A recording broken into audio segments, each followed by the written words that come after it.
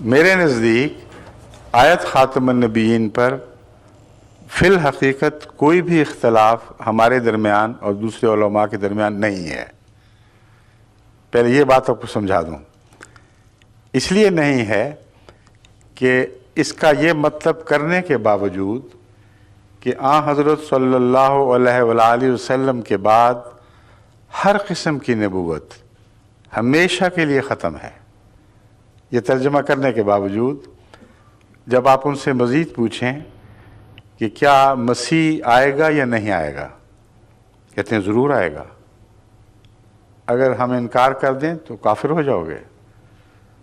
وہ نبی اللہ ہوگا یا اس کی نبوت آسمان پر ہی رہ جائے گی؟ وہ کہیں گے بلا استثناء، ہر مولوی شیعہ ہو یا سنی یہ کہے گا کہ لازماً وہ نبی اللہ ہوگا۔ جو اس کی نبوت کا انکار کرے گا وہ دائرہ اسلام سے خارج ہوا۔ ٹھیک ہے نا یہ بات؟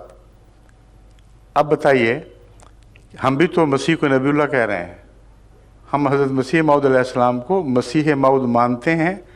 وہ کہتے ہیں مسیح موعود مانو، نبی اللہ کیوں مانتے ہو؟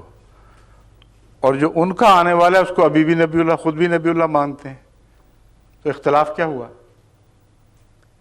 آیت خاتم النبیین کے ہوتے ہوئے بھی یہ تمام علماء بغیر استثناء کے اس مسیح کو جو ان کے نزدیک ابھی نہیں آیا لیکن کل پرسوں کبھی تو آئے گا، وہ کہتے ہیں جب آئے گا وہ ضرور نبی اللہ ہوگا۔